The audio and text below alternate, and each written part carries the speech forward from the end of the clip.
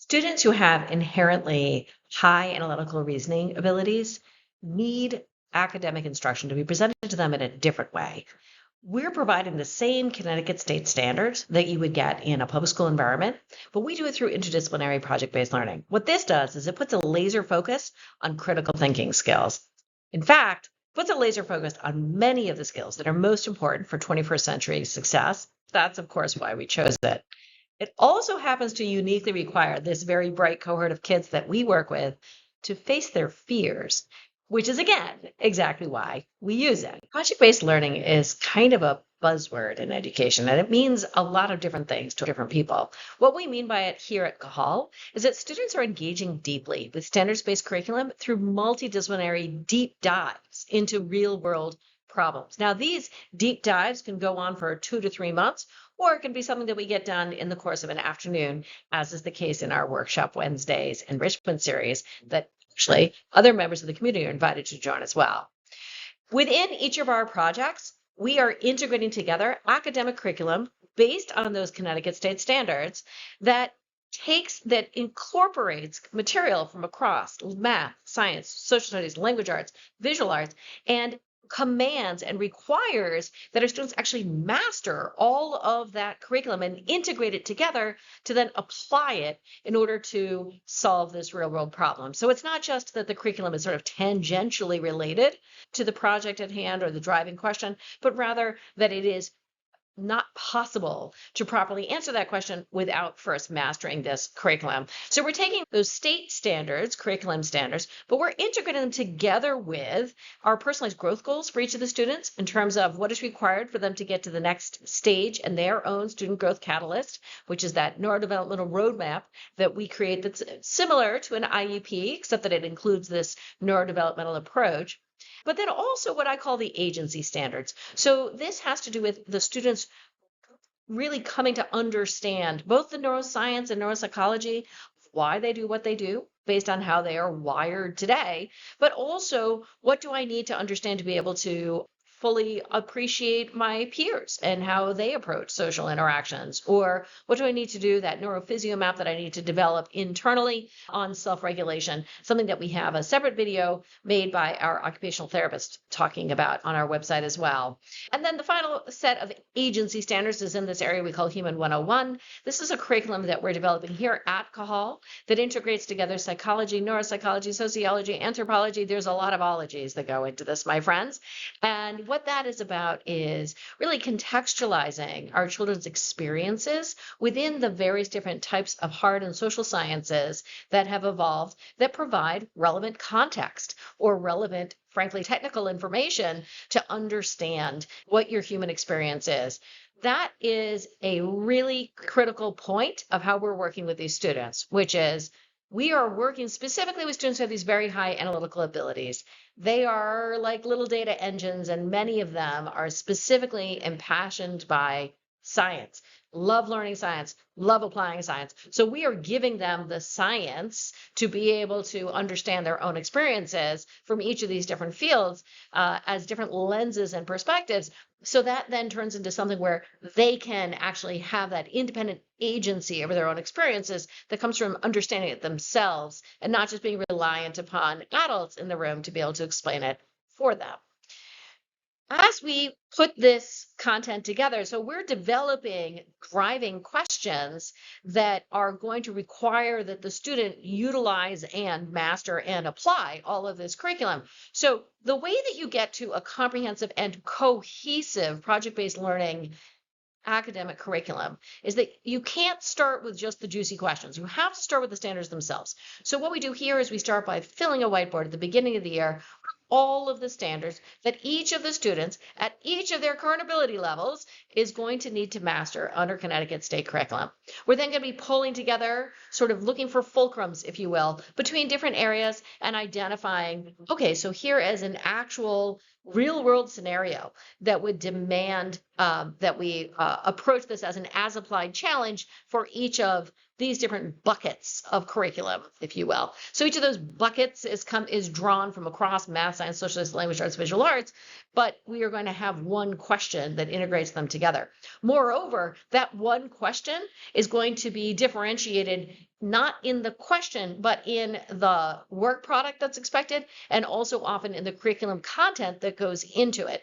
And that is because we work here with students who are in a single mixed age cohort that can span as broad as K through 12, but where they're each getting the curriculum in ability-based classes, where they are playing different roles with respect to the content, with respect to the community, and where everything is differentiated based on what is appropriate for them, including what are the actual standards that we're presenting. Whatever project it is that we're doing, we're going to follow the exact same process for how we put that information in front of the child and how the students work together as a community to go from end to end. The reason for that is because through that repetition and through implementing a singular methodology with fidelity, what we're doing is we are providing a transferable skill to the students that they can use to break down whatever great big juicy visions it is that they get on account of having these high analytical abilities paired with different ways of seeing the world, and across a wide range of different academic courses, whether that be in college or professional opportunities beyond. So in each case, it will start with providing to the students a driving question. So this is something that requires them to actually engage in original research and really master the curriculum. So over here behind me on this whiteboard, we have our driving question for our current project, which is requiring the students to throw a 101st birthday bash for our beautiful school building, which turned 101 this year. It is a fundraiser, and also in the process to educate visitors to our event on the history of this community and of this building as being within, this very specific localized history that has gone through industrialization, and it has been turned into a tech hub of innovation, et cetera. So they've imposed this problem of how we're going to create this event, but we've also defined for them certain deliverables that they need to provide, which in this case includes, for instance, converting this building into a history museum. So as soon as we give that driving question, we're going to bring students here to this room that I'm sitting in now, which we call the hub. So the hub is a great big open space, which we can easily reset with modular furnishings to be able to have the kids engage in different types of learning modalities. So as I attempt to rotate this around for you to get a little bit of a sense. So the hub is right here in the center of our classrooms. And in the hub, we have very easily moved and reconfigured furnishings. And what that allows us to do is to quickly reset the room for movement-based activities or brainstorming or working in small groups or what have you. So that there are various different ways that the students are learning that's not limited to the traditional reading and writing, although we do that here too. So we're not replacing those traditional pedagogical approaches, but rather we are adding to them ones that are based in the neurophysiology of how students learn, socialize, and grow. Once we give the students that driving question, they're going to come here to the hub, and it's going to be set up for them as an obstacle course. So at that point, the students are all going to be working together, going through this obstacle course, doing different stations. That's a social activity. It's one where we're bringing the cohort together and giving that community cohesion. However, there's going to be a point in the obstacle course, where they are going to come to me at one of these whiteboards with a pack of sticky notes. And at that point, we're going to do something that we call need to knows. So this is always the first step that we do before we've delivered any curriculum. We're asking all of the students to work together to brainstorm, what do we need to know in order to answer this driving question? What that does is it gets their analytical hooks into the project before we've even started to give them the curriculum, so that then it becomes truly inquiry-driven learning. We then go into what we call the investigate mode, and this will be a period of time that could go on, depending on the size of and scope of the project. It could be a couple of months, or it could just be a couple of hours. But for most of our projects, we have several large-scale projects over the course of the school year, where that would be a couple of months worth of curriculum that's being delivered. During the investigation phase, it's typically a more standard approach to our schedule. So you'll see our schedule will shift as the students go through different phases in a project, and that's very very authentic to the learning and frankly, the creative process as well. So during that investigation phase, they're going to a traditional schedule of, math, science, social studies, language arts, etc., meeting in their ability-based groupings, which typically aligns to the same age group, but there may be some variances, so long as the students are ready from a social emotional perspective to be paired together as well. During that phase, we're going through those standards-driven curriculum, and then we task the students with bringing all of that curriculum back together in what we call the integrate phase. So during the integration phase, the students are having to really start to connect the dots across what we learned in math, what you learned in history, what you learned in social studies, what you learned in science class, and how do these pieces get together. So for instance, on this project that we're doing now, throwing the birthday party for our building, the students are learning the history of our community here in Norwalk, Connecticut over the past 100 years, which is really a microcosm of American history over that time, but with particular focus and concentration on what is unique here in South Norwalk, in the neighborhood immediately around our building, which was a big part of the Industrial Revolution with 130 factories operating here at one point in time. They're now starting to draw the connections between that industry and the economics, and how did that lead to various different things happening then with respect to how real estate was built up. We had to provide certain types of residences, had to have it close enough to walk to the factory. How does that then drive the city that we see today? All of that information is happening at the same time that they're learning about things such as the ecosystems that are relevant to understanding our community here in South Norwalk. We have multiple ecosystems that we touch here in Norwalk. In looking at those ecosystems, they are learning about oceans writ large. What are food cycles within the oceans? How does energy and matter transfer within the oceans, et cetera? But then they're also going to look at, okay, our bit of the ocean is in the Long Island Sound. Similarly, when we're talking about the Norwalk River, we will learn about rivers writ large, but then we're going to particularize in and bring it together to understand. Now when we get to that integration phase of the project, we have to start to integrate these together and say, okay, we know that this whole area was built up heavily in the late 1800s, early 1900s, this industrialization that was happening, that really was happening heavily here in South Norwalk. How did that impact the Norwalk River? So now that gives you an example of how we're going to be giving them those state curriculum standards, making them real through applying them to a real world problem, a real world scenario, tasking them with then integrating the information across these different disciplines. And then we get to the next phase in our project-based learning infrastructure or process, which is that they then need to actually create some novel solution to whatever problem it is that we have given them. In this case, that means creating a history museum and throwing an event, but in other cases it has meant creating a documentary or creating infographics, all sorts of different projects that we've done over the 6 years that we've been doing this. The students then have to test and iterate. Does my solution actually meet the question that I was given? If not, how can I tweak it? How do I get it closer to that? That's an essential executive function skill, which we have to apply when we are doing everything from editing and revising an essay. But then as professionals or in college where you may have more project-based work, we need to be able to do that test and iteration as a way of making sure that we're holding true to our own academic standards. We then present our findings. In each project, there is some format in which we present findings, whether it be inviting the parents to come in and see the work or doing something such as the event that the kids are planning now.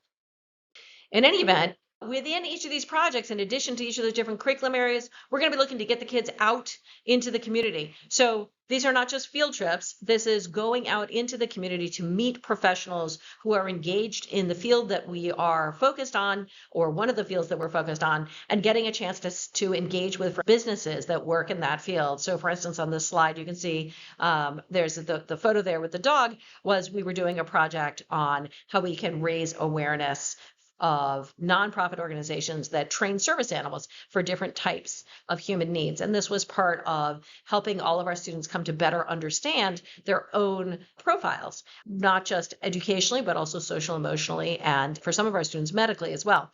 So we had an opportunity to go out to Fidelco, which is the largest guide dog training organization in North America. And we get to meet with their trainers, see how they work with the animals, and then meet the dogs themselves. It was a super exciting little fieldwork trip. So it gives you an example example, yes, one might call that like a field trip because we left the school. But when we got there, what we're doing is getting curriculum that directly goes into how we approach the project. Sensory, PT, and fitness are also embedded throughout everything we do here at Cajal. We have separate videos talking about our very unique body-informed learning approach, which is something that I recommend that you watch as well. Our art curriculum is very strong here, and we integrate art into each of our projects as well. That is definitely one of the favorite pieces for our students. And we are always focused on how can we build our community, continue to strengthen our community. Sometimes we're going to do that through something like, you can see here our trip to Channel 12's news for an earlier project, but it's also just sort of a part of how we work together. So you'll see that there's very close relationships between students and staff, but also that you might see two students who are very far apart in age, where one of them is having the experience of getting to be a mentor and is having the experience of getting to help bring a younger student or a student who may be the same age but is not as far along in their journey. Perhaps they're new to our school, but they have a similar profile as something that the student who is doing the mentoring has previously learned to master or to overcome. So that might be two students who have similar sensory profiles, and the older student is helping the younger student really with emotional support with just how difficult that journey can be. That provides validation for both of the students, quite frankly, and that opportunity to experience not just being a patient, I hate to even say that word, but rather someone who's in a position to have a way to be of service to others and having an expertise that very few people have, quite frankly. In each of these projects, as I said, we're going through a set process, and there are particular pain points that our students are going to experience. So that when the student comes home and starts to complain, this feels hard, that doesn't mean we're doing it wrong. That frankly means we're doing it right, because growth happens because we are required to confront those moments where we do feel uncomfortable, or where we are outside of our comfort zone, or where frankly we're not sure we can do it.